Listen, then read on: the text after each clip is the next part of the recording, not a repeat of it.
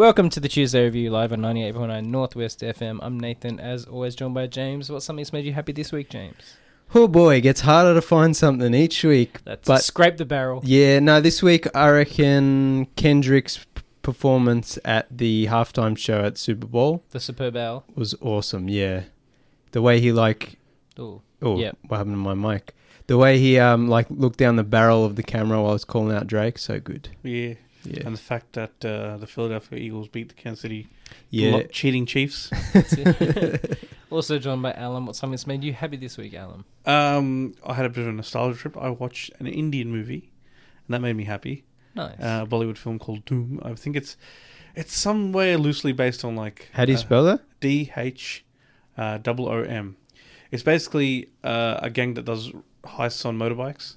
And so the detective that needs to catch them also has to get his own motorbike man. Oh, nice. And the motorbikes have NOS, and they do weird stunts and shit. And I was like, you know what, this film's relatively grounded. And then I watched it again, I'm like, no, it's not. That made me pretty happy. Just watched something from my childhood again. It's on Prime in HD, you know, so I didn't have to go around hunting for it. Cool. Nice. And vindication from the latest episode of Severance, you know. Oh, for one of your theories? Yes. So I'm a happy boy about that. Nice. Also joined by Callum. How you going, Callum? What's something that's made you happy this week? It's more of a last week thing. Got to go up to the country with the boys. Yeah, had a good time. Met Oliver, Babby. That was Yeah. quite nice. Friend of the show, Julian, had a little bebe. Friend of the show, Oliver. Yeah. That's it. Producer Oliver. Yeah. Does more work so- than Christian. Yeah. And of course, I'm Nathan. And something that's made me happy this week is the Solo Leveling anime. Cool. Yeah, I devoured it. It's good. Is it an time. anime or is it a... I mean, it still counts as an anime, right? Is it Korean? It's made in It's a Japanese studio. Yes. Where the original language is broadcast in as an anime is Japanese. Okay. But the webtoon it's based on is Korean. It's set in Korea. It's a manhwa, yeah, I think. but, Or a manhwa, I don't know how to pronounce it. It's a Japanese production Yes. made by Japanese studios featuring Japanese actors. Yes. Based on a Korean webtoon. source material. Yeah. Yeah. So What's the difference between anime and webtoon? I don't know. Budget. Is this like when people say Netflix is web content? Or by webtoon, do you mean like web comic? I don't know. That's just how it's described on the internet. It's like a okay. webtoon. It could just be a web comic, but Yeah. they say it's like a webtoon. I don't know what that means. Interesting. Yeah. But Webtoons, Korean, are a type of episodic digital comic that originated in South Korea, yeah. usually meant to be read on smartphones. Okay, so it's like a Korean manga. Yeah. Basically, yeah. Don't call that, they'll kill you. It's totally legit. Actually, it's a webtoon. Yeah. Actually, it's a manhwa, you know. Yeah. But, I've been enjoying that. It's a good time. Nice. Yeah. Little bit to talk about this week. We'll get straight into it. Me, Callum, and James saw the new Steven Soderbergh film Presence over the weekend. Yeah. Which I would call it. It's a nice kind of low budget supernatural drama.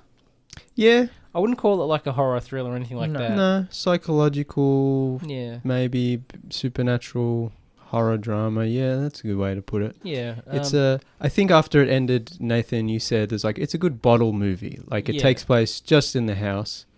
I think we mentioned it on the show at one point. Like it's basically the premise is that it's a ghost story told from the ghost's perspective.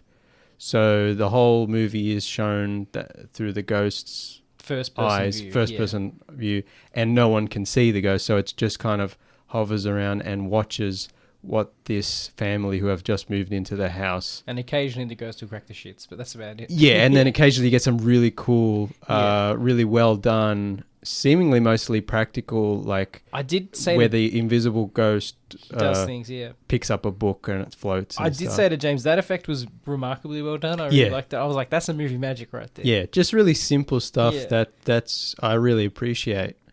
Also, the lenses were nice. Like, it looked nice. Kind of like some of the depth of field and like kind of... Especially because it's all in the looked. house, yeah. The way it looked was nice. Yeah. And basically, like you see the family's troubles and drama and interpersonal relationships as this ghost kind of Just walks around. Floats around, yeah. And then as the story goes on, obviously there's more revealed as to what's going on and, you know, the more sinister aspect. But yeah, I think it's really, really a well done movie. I think I said after it finished, I said just very solid. Yeah. Steven Soderbergh, he makes like one movie a year. He's just very prolific. He doesn't really have I guess he probably does have a style, but he just makes so many films in so many different genres, and he just makes A bit of a chameleon. Yeah, he just makes like solid movies. Even his not so good / bad ones, it doesn't matter because then it's just like, okay, that was interesting. Now here's another one. Here's another one. Here's another one. So yeah, Presence is, I think, just a very well done, solid movie, and a solid low budget film. But not. I think not in a bad when way. you say low budget, no, I don't want to put bad things. People in might minds. think, No. but it's very polished, good looking, high production film. But yeah, it probably didn't cost them a whole lot because it's mostly just in their house. But it's very well done, and the performances are good, and yeah, it's engaging, and I think it's just like I said, solid movie. And Steven Soderbergh, he's got like another one coming out this year as well. So Really? Yeah. What's that? I forget what it's called. It's like a spy Black Bag. It's called. I think Michael Fassbender might be in it. It's like a spy Cool. espionage kind of thing. So yeah, he just banging them out. That's good. And they're always, there's something interesting about them. So One thing I liked about this movie, and we just come back from a 4-hour drive, and the movie was the right movie for us because only 85 minutes long. Yeah, it was a good length, but I think, I was worried that it was going to be too slow because we were a bit tired at that point. But like, none of us had a problem staying engaged and it was good length. I'm glad it was that length. It didn't feel the need to stretch it out. I will say I would have liked maybe an extra 5 minutes of just the ghost kind of watching and just a bit just more. watching someone take a dump or something. Is that kind of what you mean? That's a different kind of movie. Just like sitting there watching. No, but like there was, because the scenes end very abruptly. Yeah. And so I just thought it'd be cool. It's like there's probably a lot of times where the ghost is alone in the house, just sitting there waiting. And I thought, even though that might be boring and ruin the pace of the movie, I think it would have been cool just to have a few scenes here and there of just quiet in the house and the ghost kind of looking around at things, and then maybe just sitting and waiting. Yeah, we could have given some more examples of some like little special effects and stuff, like the ghost trying to kind of, I guess, examine the limits of what he can do. Yeah, that is true, because there is a bit where the ghost seems to be trying to figure out what their powers are, but it's not telegraphed to the audience. There's no, except for one scene, there's no real explaining everything, So it's good. Yeah, it's a solid movie. I reckon check it out. It looked nice and sounded nice on the big screen. You could probably wait for streaming, but I also appreciated it wasn't completely widescreen either, was it? It was an interesting aspect ratio. I don't remember. Yeah, it might have just been like a 185, like 16:9 type. Yeah, like the whole screen. Didn't take up the whole of the screen in the cinema, which I thought was interesting. I can't remember. Yeah, the aspect ratio was a little different. It's hard to tell in the cinema for me because of the black. Whereas on your TV, you know exactly, because you either got the letterbox or you don't, or you got the black bars on the side for 4:3 or you don't. Sometimes it's hard to see in the cinema. Yeah. I liked it. I think people should go see it. Yeah. Worth checking out. So the other things we're going to talk about tonight are a couple of French films. Yes. We're supposed to talk about classics. these a couple of weeks ago, but we didn't get a chance. No. Alan hasn't been able to make it to the show for a couple of weeks, so this is our first opportunity to talk about Delicatessen first. Yeah. So first I want to say, what did we talk about a few weeks ago? Alan suggested it. Crazy Stupid Love. Yes. Yeah. And then after that, Alan was like, oh, next one I want to see is Delicatessen. And I was like, oh, awesome. Once we watch Delicatessen, you also have to watch City of Lost Children. So then we're all like, all right, done. We're doing that as a double feature, and that's going to be the next episode. So first, because Alan instigated it, how did you come to know about Delicatessen, and what made you want to watch it next in your journey into films you haven't seen? All right, so first things first, God bless what SBS used to be. I don't know what it is these days, but God bless what it used to be. And it was like the window for sheltered Australian children to see into the outside world, like the real world, because it would have the occasional anime. Like I watched at least part of Spirited Away and Howl's Moving Castle on that. I watched a range of weird European films. Yeah. And one of them happened to be Delicatessen. I just recall it. This one's less fever dreamy, but still, because I guess I was a bit older when I watched it. But it was just a strange film. And I think I only ended up seeing half of it, the second half. And the thing that stuck out to me was a knife that was called the boomerang. Oh, the Australian. The Australian, sorry. Yeah. It worked like a boomerang. Yeah. And I was just like, that's just so weird and wacky. Yeah. I wasn't like, that's a cool knife. It was kind of a cool knife, but the way it was just used was just funny and wacky. Yeah. And I was like, I wouldn't mind seeing this film again. And I didn't even know the title of it. Like, I had to look up French movie where people are cannibals or something. And then it finally gets me to Delicatessen. And, you know, like I was like, I try and watch something these days at least, something out of my wheelhouse and then something wacky, because we watch, we'll call it good movies, even though this is a good movie, but we watch like more standard films. Normal mainstream. Yeah, mainstream films enough for the show. So trying to get myself to watch something funny or wacky, I always try that at least once a month. And that was kind of my pick. And that kind of rolled into City of Lost Children, which you mentioned. And that was the ultimate fever dream, because that I had seen. Yeah, you were watching it and you'd be like, I remember fire and water. And we're like, I don't know. I don't know what you're talking about. Yeah, and you're like, I remember green. And then like the fire and water scene happened and you're like, I have seen this on SBS when I was young. Maybe it was a double feature. Maybe. But that I felt I watched, a little while more ago. And so it was more of that fever dream thing. I'm like, did that actually happen? Because that's a weird thing. Like, you throw a kid into the water and... Yeah, it's so specific. Yeah. God bless SBS. Yeah. So that's kind of where we developed kind of we'll call it a movie night for it. Yeah, I had the 4K discs, and we went to Alan's place. He's got the big projector and the sound system, so they looked and sounded fantastic. I hadn't seen either of them in quite a few years, and this was the first time watching them on 4K, and it was the best way to view it. So it was a great time. They were very good transfers. Yeah. I don't know if they were restored or anything, but they looked amazing. And it's like...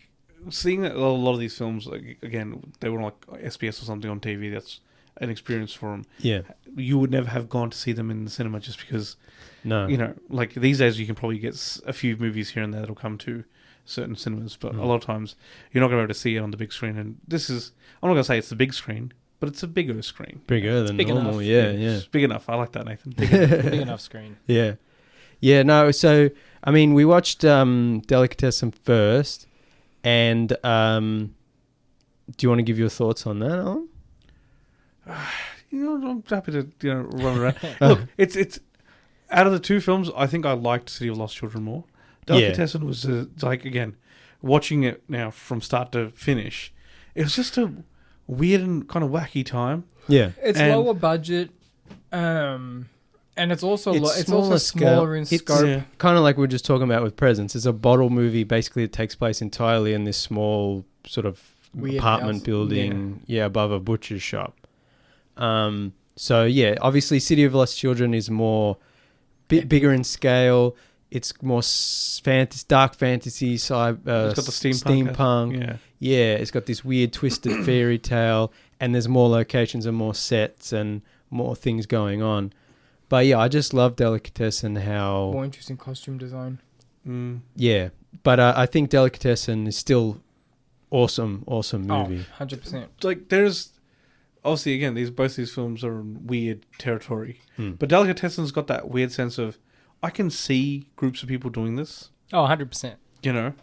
I can. Oh yeah. It's a movie like, how do people survive the apocalypse? And it's like, but this is kind of one of the windows, I guess, into that. Yeah, but because of the filmmaker, is it Jeunet and Caro? Like they did together, they did this movie and City of Lost Children.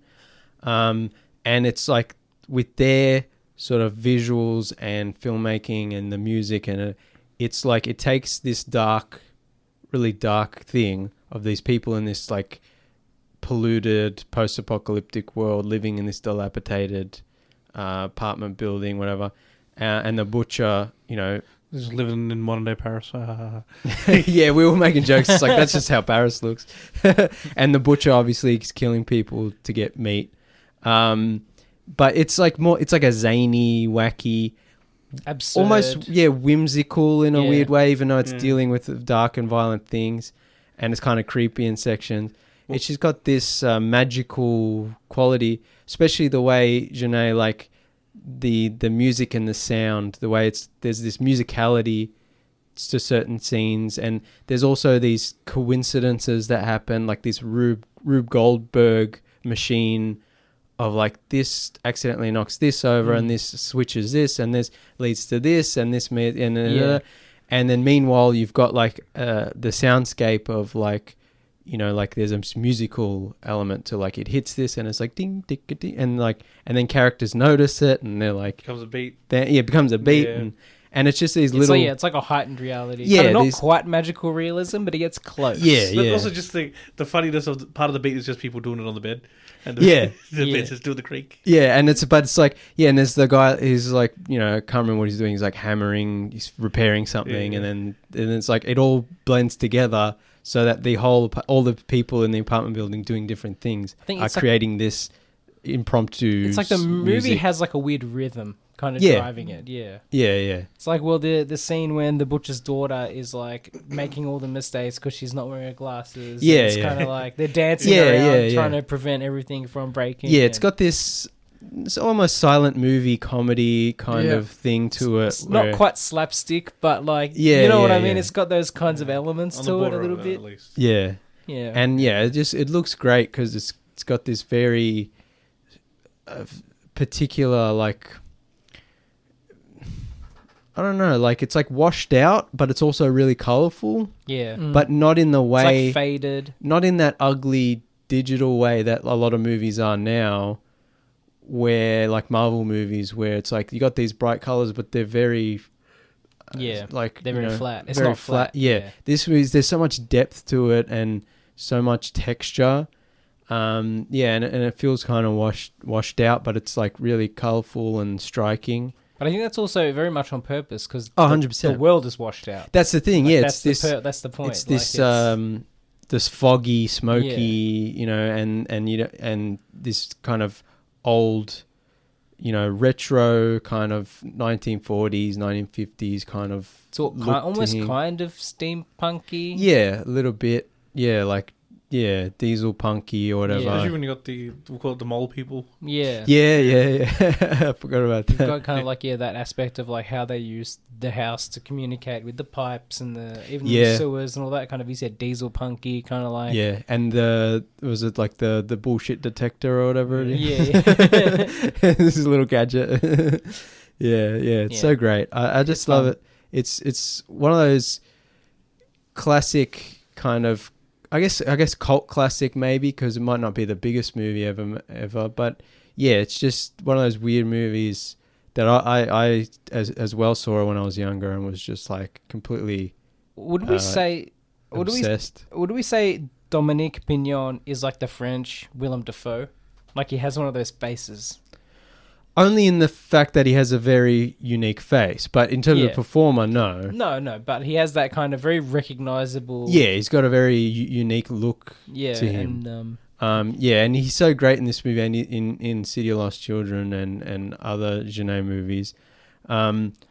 It's just such... I liked him specifically in Delicatessen because again, he adds to that rhythm of the movie when like he's doing repairs and he's kind of like because he's whimsical and because his character in the movie is like a circus clown, and I'm assuming Dominique Pignon has a background in some sort of performance because he's just so good at it.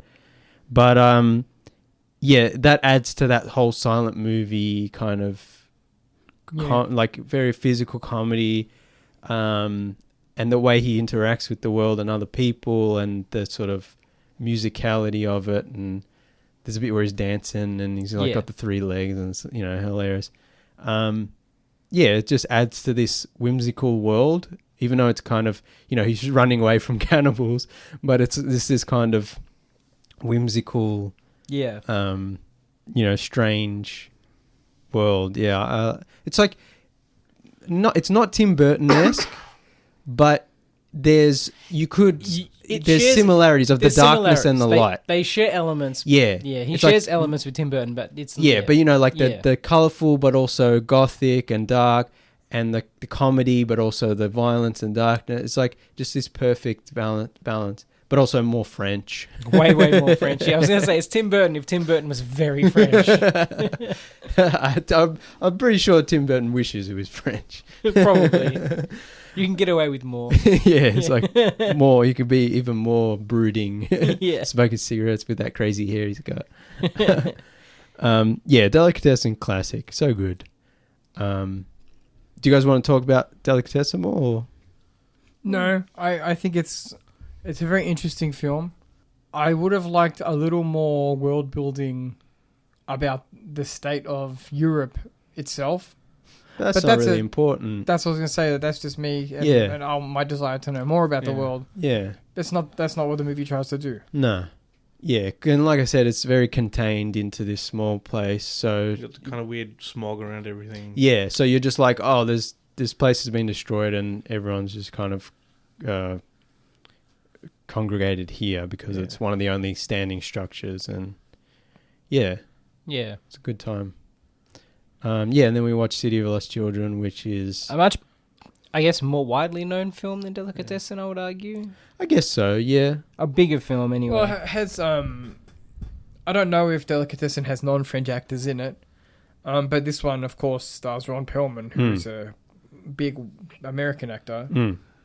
So it's like straight off the bat, it has more of a broad appeal than just your local French audience. But Ron Perlman, I mean, he was known, but he wasn't like he wasn't going to be a draw, like he not at wasn't, that point. Not at that point. So, but I think the movie just because Delicatessen was their first movie and City of Lost Children was their second movie, so City of Lost Children is the one that really blew up and was like, oh, these guys are legit. Really creative, and it's one of those like weird, quote unquote foreign films that people talk about, and that I, when I was getting into movies when I was younger, I was like, ooh, what's this? And like discovered it and watched it for the first time, probably on SBS or something. I was like, oh my God, this is amazing. I think straight off the bat, this movie is almost the complete opposite of Delicatessen, where Delicatessen is kind of all pretty much centered in that one structure, the apartment building. This is like a whole city, and this kind of well, that's what I was saying. It's like it's a bigger production. Yeah, in all aspects. It's and also the soundtrack for fans of the show know we like Twin Peaks. The musical score was composed by Angelo Badalamenti. Yeah, David Lynch, frequent collaborator. Yeah, because like we were watching City of Lost Children, and it's just so impressive. The big sets and the costumes, and I was just, I turned to Callum, I think, and I was just like, everyone went nuts over Dune 2, which I didn't like that much. I appreciate some of it, but I was like, something like City of Lost Children is so much more impressive to me. Yeah. Than something like Dune 2. Like, not that Dune 2 didn't have impressive moments, but just every time I watch City of Lost Children or Tim Burton's Batman or, Fifth Element. Blade Runner. Yeah, or Blade Runner. Some of these older movies where they just built these in crazy sets, and there's Mario this Brothers beautiful... Yeah, even that. And there's this beautiful like production design and costume design and this smoky atmosphere and this kind of lived in kind of quality. And I just don't feel like that with a lot of movies anymore. It's because those movies could have been real in the sense that they feel like they're real places. You can feel like you walk into them. That's right. Whereas movies like Dune, even Blade Runner is- 2049, they feel like sets, and like Dune feels so big that it's obviously fiction. Do you know what I mean? It's like this issue where, and of course, it's all in the desert anyway. So there's that whole kind of doesn't pull you out, but City of the Lost Children's immersive in a different way, where it's like, well, this is a gritty city. Yeah, I've been in cities. I just meant, more in terms of the way they used to make movies and the way they used to build sets. And Dune 2 does have a lot of practical elements and sets and stuff. But I was just, that was the first thing that popped into my head, whereas like, you don't get that feeling of older movies anymore where you're like, wow, this is crazy how they did this, and it looks beautiful. It also helps, that's what I was going to say, the fact that it was been shot on film with limited CG. There was some, I think. There's a little bit of, But for the most part, also the remaster or whatever, it looks fantastic. Oh, yeah. It's a reference quality disc. 100% look great. Like, certain scenes in, like, let's say take Dune as the example, like when they're in that little room, I guess, where Duncan and the guy from the Fremen come in to meet the Stilgar? Yeah, they come in to meet the King Man. I forget his name. Anyway, Duke Leto. Yeah, you think that like there's nothing outside that room. It's basically, it's like, well, this room is probably just a set. I see what you mean. There's nothing kind of outside of it. Whereas where they were walking around in the City of Lost Children, you'd be like, they could be like something around that corner. There could be something over here. Yeah. Like, there are places that feels more alive. And, like, lived in almost. And you don't get that. You definitely don't get that in a lot of films these days. That's another thing that they don't do in films these days. Basically exactly what Alan said. They did it. We got it with Nosferatu. But having like hundreds and hundreds of extras on scene in like a city street or like bustling kind of alive cityscapes. Yeah. You don't get that as much anymore. Not as much, yeah. And even when you do, it just feels there's something off about it. There's like 5 real dudes and the rest are just CG. Yeah, all of that. Yeah. But we got that in Nosferatu, so I have to point that out. Real people. And the 5 real dudes aren't having a real conversation because they're speaking Simlish. They're also like, they're not allowed to speak because part of their contract. They're only like the pretend talkers. Like, I know what you're up to.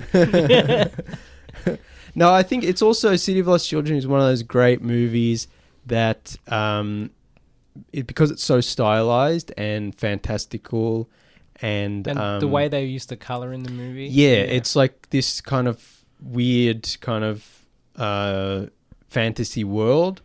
And yeah, I love movies. I think this is obviously a specific kind of, cult French film. But I feel like most movies generally used to be more creative. Mainstream movies as well. Like, because they had to be.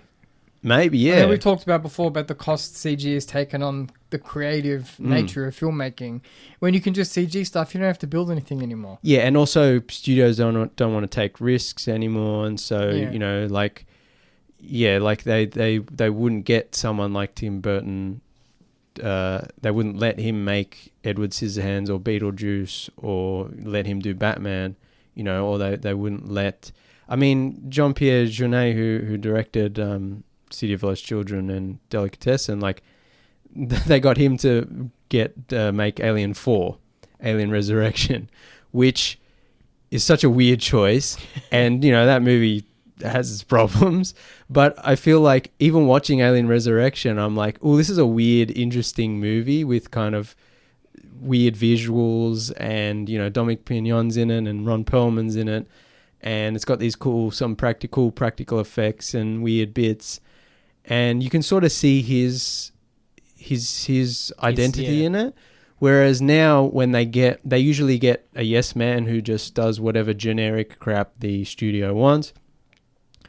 Or they get someone who, has made interesting films, but then you don't really see their identity. No. Or you see it, but it's very diluted. They get the big paycheck on the condition that they do it straight. Yeah, exactly. Yeah. And it's also like the way they make movies now, like with CG and green screen and, the way they color grade things and shoot things digitally. And, it's just, it looks so bland.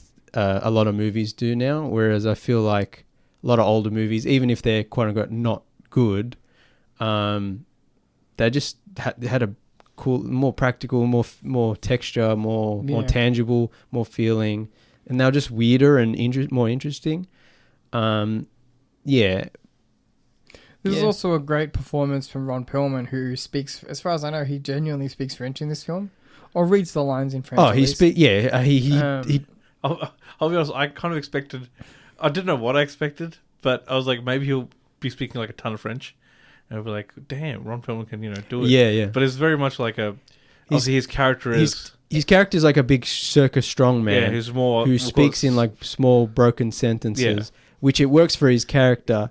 And I guess as a performer, as an American who probably didn't speak French, but learned his lines for the movie, it's like probably easier that way. Just rocks off. He's like bonjour.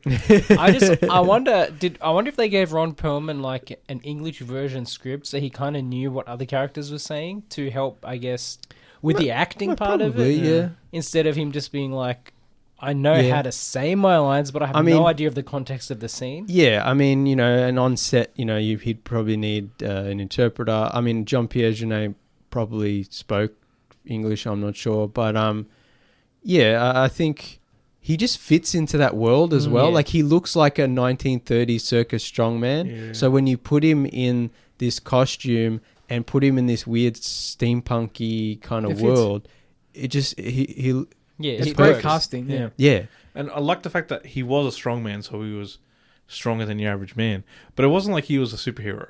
Yeah. He wasn't, once he was overpowered, he was overpowered. It's a whimsical, world, fantasy world, but there's nothing that's overly... Yeah, he was just like punching everyone, knocking them all down. It's like, I guess the most crazy thing is the flea that the guy trains. That's the coolest thing ever. Which is so cool. And again, it fits into this weird very comic booky, fantasy world. I think that's what it is with Delicatessen as well. They're both they almost could be out of like a graphic novel. Yeah, yeah. They have that kind of that heightened reality. Yeah, this comic booky world. Yeah. It's so, and the colors like so interesting. And if you like this one, Alan, a suggestion would be watch Kronos by Guillermo del Toro as well. That's another non-English speaking... Ron Perlman. Ron Perlman speaks English in it, but it's a Spanish foreign language film, but it's a horror movie. So he's not Hellboy in this one? No, that was Guillermo's first film, Kronos, which that's where he started his collabs and it's with one of his best. Ron Perlman. It's a great movie, one of his best films. We'll watch that and watch Dark City together then. Double feature. Ooh, yeah. That's a good dark feature, yeah. Done. Yeah. All right. It's Friday night at my house. What was I going to say? Then we also have to watch Amélie, which was Jean-Pierre Jeunet's next movie. Another classic movie that I haven't seen. Yeah, that's a great movie. But that one's even more like whimsical and wholesome. That's more wholesome. And it takes place... There's still these kind of weird little magical realism coincidences and this colourful kind of world, but it's more grounded. It takes place in like modern day Paris, and it's less comic booky, I guess, or less fantasy, but it's still a great movie. So I think that's worth watching as well. Also, Very Long Engagement is also good.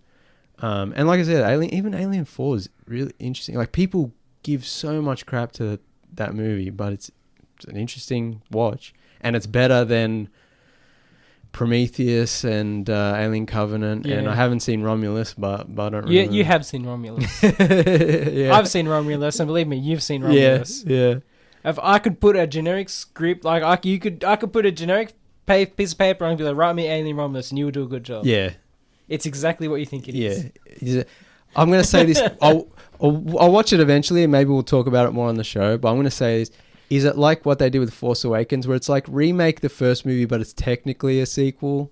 It's like a very generic amalgamation of all the aliens. It's just it's aggressively generic. Yeah, so an android that pretends not to be an android and he's a bad guy. It ticks all those boxes. Ticks all the boxes. Ticks all the boxes. There is one cool scene though in Romulus that uses like they turn the gravity off and it kind of. Oh, that's cool. There's a cool anti-gravity scene. But aside from that one scene, it's just aggressively average alien. Yeah. Well, we've got some movies lined up that we wanted to watch, but maybe we'll fit that in the next couple of months because I was planning to rewatch the original 4 Alien movies and then watch Romulus. So maybe we'll do that in the next couple of months. Done. But yeah, City of Lost Children, dope movie, great classic cult kind of weird fantasy, you know. Yeah, it's a good time. Also a good time for us to, watch more interesting things that we haven't seen before. Yeah. Have you got any ideas, listeners? Let us know. What weird French movie should we watch next? Doesn't have to be a French movie. Yeah. Weird movies. Yeah. movies. I mean, if you want weird movies, I can You boys I still can watched get you the a Holy list. Mountain, so Yeah, you guys. Yeah, we do. Yeah, and you haven't seen El Topo, have you? No. Yeah, we have to watch El Topo. Yeah. Well, Yeah, there's so many great movies out there, it's- especially because like as we mentioned earlier, it's like Alum is sort of getting into this more and more. So it's like we can introduce him to all these great movies, and it's interesting to Have a Revisit fresh them. pair of have eyes. fresh dissect perspective. them, Yeah. Yeah, otherwise we just, we sniff our own farts. That's about it. Well, hey man, I like what I like. Look, we'll be back with more after these quick messages. You are back on the Tuesday Review Live on 98.9 Northwest FM. Damn it, that's what I forgot. I want to watch Groundhog Day in celebration of Groundhog's Day. Have you ever seen it? No. Oh, That's yeah, a classic. That is a great movie. So good. Yeah, for a while it was in my favorite movies. Yeah, I remember Where it when was. we did Yeah, our yeah. 100th episode, and you said Yeah. it was your favorite, which Yeah. is I'm good a choice. god. Because I think Not it was the god. I'm yeah. a god. I'm Yeah. the Yeah. god. Because I think it was last week or something was Groundhog's Day. Yeah. Yes. Was it? Yeah. Puxatawny Phil saw his shadow, I believe. I can't remember. Yeah, Yeah. was Yeah, it it was- 6 more weeks yeah. of winter or whatever? And yeah. Such a strange So tradition. it's such an American thing. yeah. It's such an But I American. kind of love it. And there's like all the guys with the big top hats, Wouldn't and you they're love like it though if taking it you so went to some serious. country town and they'll like get Wally the Wombat? He's Yeah. going to tell us Yeah. if there's going to be bushfires. If he goes back in his hole, his fire Oh no, See, that's a lot darker. that's a very It's a lot dark. darker than the alternative that they have in the States. So, yeah. I was just trying to think of the West Australian. I wish we knew animation. We could do that as a. Oh yeah, if there's anyone listening, please make that a little animation. short. We get Yeah. some AI animation of like a wombat going out of his burrow, going back in the fire, we could do that. raising the whole Try town that. or something. Like, no, thank you. Yeah.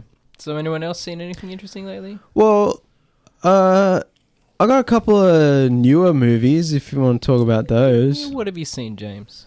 Well, I made the choice. I won't put a qualifier on. I made the choice to watch Gladiator 2. Okay. How do we I know where this is heading. Yeah. Yeah. So, I mean, the movie where when the trailer before you continue, Yes. Why? I just want to point out that newspapers were not invented at the time the Gladiator 2 was set. Please continue. Okay, yeah, because there's a leaflet or something in the movie. I don't remember. The printing press had not been invented. Yeah, but I believe Yeah. there's people reading newspapers and stuff. I read don't remember online. that. I think there's like a leaflet or something that's on. Yeah. But I mean, they probably would have had Someone those. criticized Ridley Scott for something But- that was very anachronistic, and then his He- response was, "No one was there. Shut up." Yeah, he doesn't. I'm like, I mean, oh, but come on, that, man. to be fair, Oh, I mean, yeah. also to be fair, like It's let's fancy, not you the know. truth get in the way of a good, Oh, story. Like, yeah. like even Spielberg making Saving Private Ryan. It's like he tried to be historically accurate, but if there was something that was like, oh, this isn't gonna look good on screen, or this isn't cool, like he was like, I'm gonna change it. yeah. I feel like, the original Gladiator, has some historical accuracy, but mostly it's just like, this is a cool movie. I feel like the second one, though, why people are probably more mad, is that I think for the second one, he's just like, I don't care about anything. Nothing makes sense, which that's the least of its problems. Oh, really? Yeah, like it could be the most historically inaccurate movie in the world that wouldn't matter. Yeah. It still I feel like this is a sucks. very modern thing to talk about too, because I feel like back in the old days, in the 40s or 50s, if they made a period piece, you didn't have people going to movies being like, they didn't say those feels like- words yeah, in that time. It feels like a more an internet thing of Yeah, like yeah, people like nitpicking. Or, the real Spartacus totally wouldn't have behaved that way. yeah, they wouldn't have worn that open-toed sandal. It's actually a different type of Yeah, sandal. that's right. That robe wasn't invented until 300 years Yeah. after. That cotton blend is from the other side of the world. That Thank you. dye hadn't been Yeah. found. Yeah. They only had red dye 52 back then, not red dye 46. That's it. Yeah. But yeah, I mean that historical stuff doesn't really matter unless it's so egregious that you're like being hit in the head with it. But otherwise, it doesn't really matter. Every movie has their little faults. But yeah, anyway, I love the original Gladiator. It's a classic. so awesome. Obviously, the trailer for Gladiator 2 comes out, and it looked like garbage. And, there's like a CGI rhino and CGI monkeys, and I'm just like... Isn't there a shark? Yeah, and then CGI sharks, and it's like, everyone knows the stories of like, in ancient Rome, they used to flood the Colosseum, and there would used to be like ship battles. I'm like, yeah, cool, but if you do it all in CG... What's the point? What's the point? It looks like garbage. Why have sharks when you can just have boats in a place? Yeah, you've already done the cool thing. Like, you don't need to indulge. You're putting a hat on a hat. Yeah. Like it's like you're jumping the shark. So the trailer didn't look very good. My dad, he's into Roman history and ancient history and all that. As most like boomer men are. Yeah. As most men are, there's that whole meme of like, thinking of the Roman Empire. Yeah. And he's like, do you want to go see Gladiator 2? And I'm like, No. Look, Dad, I'll be honest. I don't want to see that shit, but I will pay for your ticket, if you want to go. He's like, oh yeah, man. He didn't end up going. I didn't end up going. You wiped the sweat off your brow. Phew. Yeah. And then a few weeks later, he just went on his own anyway. And he's like, I kind of liked it. I was like, yeah, okay, cool. You kind of liked it. Tell me more. Well, his taste is, his bar isn't as high as mine. His taste isn't as refined. As his son, I'm the better, more refined version of his and my mum's tastes and genetics. Anyway, he watched... Bit of a stretch, but, a little out. And he's like, oh, yeah, I kind of liked it. You should watch it. I'm like, yeah. Anyway, it came out on streaming. So I finally was like, all right, to complete my, so sort of, I'm trying to catch up on my 2024 missed movies. Out of curiosity, I hope it was good. So I rewatched the original Gladiator, which is still awesome. Specifically the extended cut, which is the only cut I watched now. So good, such a good movie. Again, not that old compared to a lot of the 80s, 70s, 80s, 90s, whatever movies we talk about. Came out in 2000, but still just at that time where it wasn't all CGI garbage. There's some not so great CGI, but that's on mostly, the line, yeah. Yeah, but mostly all practical, huge sets, great Would it costumes. been shot on film? 100%, yeah. Great, gore and violence and fight scenes. Hans Zimmer, great score. Like, it was just, other than Ridley Scott's Kingdom of Heaven, which came out 2005, I think. There's not ever really been, maybe I'm missing, but there hasn't really been any epic kind of historical dramas like this after that, there's probably a few, but nothing this scale and nothing as good.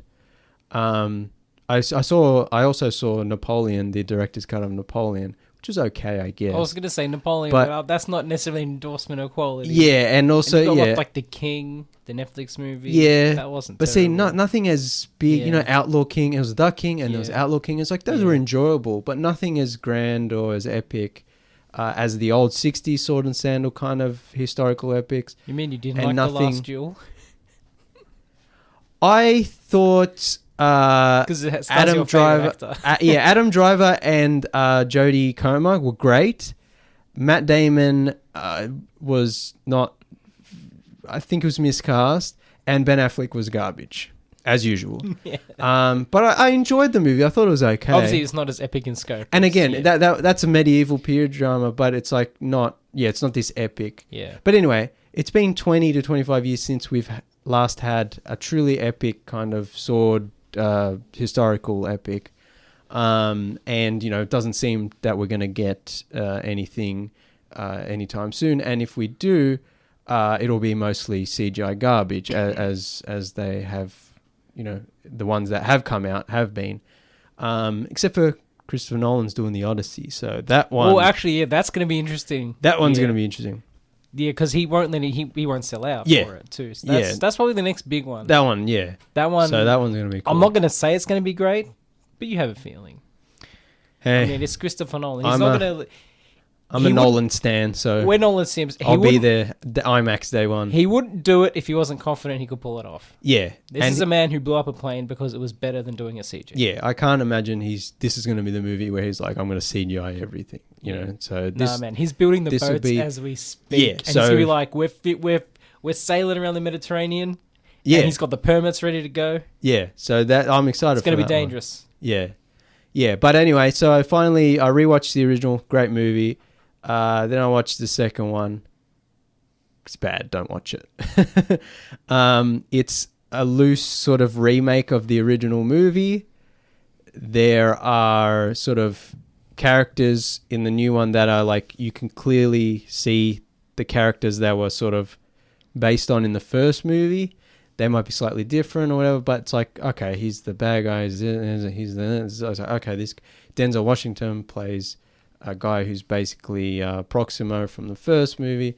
It's like, all right, we get it. It follows a lot of the same beats. Weird question. I'm just curious. Of course, Denzel Washington is an African-American man.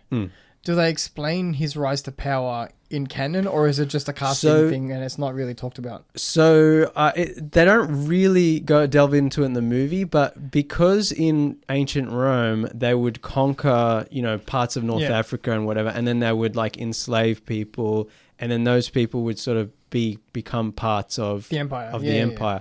So his character was sort of, I guess, he worked his way up. He was a gladiator, and then he worked his way up. This wasn't one of those weird incel racist things. I was just curious about. Yeah. So I guess it kind of makes sense in the movie. Like, that's fine. I was just curious. But the other thing is, I'm shaking his head at me. The thing is like he's the only actor in the movie not doing the British accent. He's just doing the Denzel. He's just doing Denzel, and he's having a lot of fun. I forgive that. That's fine. Yeah, I'm glad he was having fun because I wasn't. And he's rubbing his hands and doing the ha ha ha, like, you know, the training day. I mean, did the my N word? Like, yeah, there is a bit where he like, you know, like my gladiator. Yeah, he like shakes a guy's hand and he's like, you know, he's got these big gold earrings and he's like ha ha, and it's like. I could see him having fun. I'm like, that's great, Denzel, but this movie sucks. Also, I guess, you know, like, is there some kind of like Roman monkey god thing? Because it was like King Kong, hey god, shit. There is a monkey in the movie. Actually, there's more than one monkey. So there's one of the emperors has a little like capuchin monkey that he, you know, has on his shoulder, like a little pet. And then there's a scene where the gladiators have to fight like feral baboons. Oh. It's the worst CGI. Oh. It's worse so than Kingdom bad. of the Crystal Skull. No, I don't think anything's worse than that. But it's really bad. I'm like, what the hell is this garbage? You know, like, how could Ridley Scott think this was remotely passable for a big budget Hollywood movie?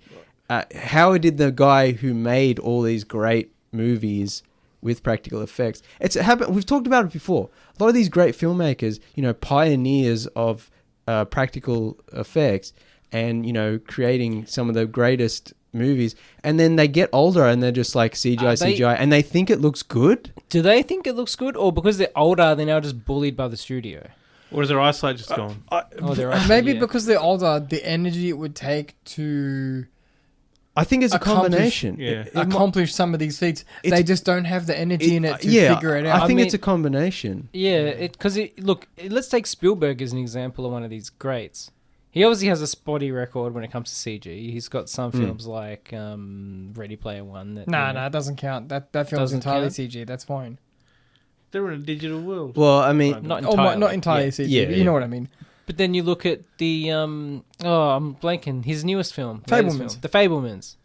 No CG at all in the man. But that's not a sci-fi. No, you know, what I'm talking about. What I'm talking about is James Cameron made Aliens. You know, this incredible practical movie. Terminator 2, incredible practical movie. We actually say that Alien Romulus doesn't use that much CG. Huh? I'm interested to see what you think of Romulus, because that doesn't use that much CG. I've heard that it has good practical effects. I'd be interested to see that. I feel like a lot of these guys watch that scene from an Indian film where the guy fights a tiger and it's literally like a teddy bear tiger.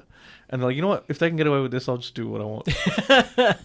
But see, this is the weird thing is like when I watched RRR or Triple R, that India movie, and it was like this animals were so CGI and so bad, and there's just it's so over the top, and they're flying through the air. It felt so genuine and non-cynical. You can tell the love is there. That I was kind of like, this is great. Whereas American movies is like so cynical and ugly. And have you seen the Japanese clip of the Japanese wrestler wrestling like a teddy bear? Oh, No. yeah. I'll show I you think it's that New Japan Pro afterwards. Wrestling. Yeah. There's all kinds of stuff they do with That's dolls. funny. Yeah. And no, but the doll is another wrestler. It's like a fake other dressed. wrestler. No, it's like a doll. It's But like a they're literal- fighting another doll. They're fighting a doll, but because they're so good at like athletic performing, it looks like the doll's beating them up. Yeah, I'll show you. And Alright, you can yeah, do a yeah. lot with practical effects and Oh, stuff. yeah. but It's it's Anyway, Jesus. what I was saying was like, you've got like James Cameron who made some of the greatest special effects driven films and action films. Yeah, like And then Transformers. He didn't do That was Transformers. Michael Sorry, Bay. Sorry, Michael Bay. Yeah. Sorry.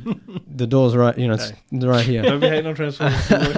Anyway, and then he makes Avatar, which is just CGI garbage, almost 100% so. Like, I'll defend you know, Avatar like, sort because I saw it in the cinemas in 3D, and that was magic. it's garbage. But my point is, when filmmakers they get to the digital era and they seemingly abandon or misunderstand what made their previous films so great visually, and Ridley Scott is one of those people who it's like, does he understand like why Blade Runner looked so awesome, or Maybe why the forgot. original Gladiator? It's like maybe forgot, maybe I just think he seems like someone who just doesn't care. I have a feeling it's they get to a certain age and they just don't have the strength to not get bullied by the studios Look, anymore. And the studios are just doing it in more CG. It's cheaper. it's a little more I think- complicated because then you look at some of the remasters he's done, and they use AI to do remasters. That was James Cameron. Yeah, that's what I'm talking about. Yeah. And then it's Well, like, again, yeah, he's going full into the whole. and then but like the problem is they don't even look great. They get this weird color no, tone they look change. awful. These And then Terminator there's certain 2, stills where their faces are all the mangled. Terminator 2 AI upscale 4K they released is one of the worst 4K releases ever, if not the worst. It is disgusting, and Yeah. James Cameron should be ashamed. Yeah. But I he agree. doesn't care. He made a movie about evil AI robots, and now he's on the board of an AI company. But then he and also he wants uses AI to He also upscale wants to have his his films. cake because then he goes out and talks about, "I told you all AI Yeah, was and he's bad." like, "Oh, it's dangerous," and it's like, anyway. Make up your mind.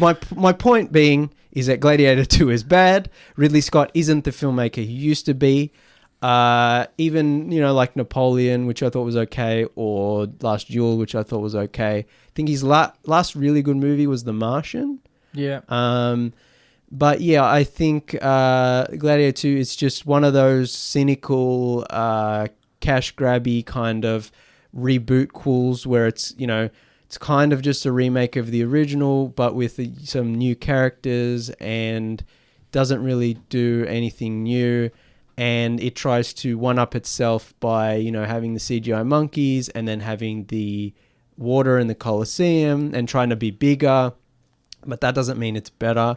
It looks like those scenes look like garbage. The action scenes look like garbage. The performances aren't particularly well good, even from someone like Paul Mescal, who plays the main character, who's a very good actor, who's just so boring and bland in this movie. It's not entirely his fault. It's the way it's written, but just not good. Even Pedro Pascal, boring. Just not a good movie. And the action scenes were boring, and the dialogue scenes were boring, and it looked like garbage. Even the scenes where there was no CGI and it was just characters sort of talking in the Senate or, in a temple, it looked not good. So yeah, the filmmaking isn't as good as the original or Ridley Scott's other films. It's just not worth watching. At least we still have Christopher McQuarrie. He does his best. Yeah, well, I have problems with Mission Impossible 5. I think you should. He say didn't. at He least didn't we make have- 5. Yeah, he did. He did 6 through 8. I'm pretty sure. No, At he least started with 5. At least we have Scorsese. Oh, you're Well, right. even Scorsese, his use of CGI in Hugo was really bad. Oh, that's he didn't produce 5. Never mind. What's that? He didn't produce 5. But he wrote and directed it. Yes. Yeah. Yeah, that's another example of filmmakers who, they use CGI and they don't really understand why it looks bad. And, yeah. Anyway, I've rambled on. I forgot whatever my original points were supposed to be. I think James' original point was that Terminator Dark Fate was the best Terminator movie according to him, and he's wrong for that, and we should reprimand him for that. So, James, don't worry about the door. Jump out the window. James famously against Terminator 1. I cannot abide by this slander. Yeah, we're gonna edit it. I'm the only man with taste in this, and you're trying to throw me under the bus. Nathan, sign us out. All right, that's all the time we have for tonight. Please like and share the Tuesday Review on all the social media platforms. That's Facebook, Twitter, Instagram, Threads, Newsmask, Blue Sky, and Substack, and YouTube. If I didn't say YouTube, at Tuesday Review AU. Our Substack address is thetuesdayreview.substack.com. We're also on Letterboxd. I'm Nathan B _90. Channel Drifter. I'm Callum20. I'm Callum Tuesday. Please rate and subscribe and give us a review on all platforms. Mm-hmm. Rate us 5 stars. Yes. Spotify, Apple Podcasts, all that good stuff. Check out our Substack. We've got some longer form sort of written content on there. Yes, we'll be putting out some more content on the Substack for listeners to subscribe to. Mm-hmm. We'll be back next week. Adios, cousins.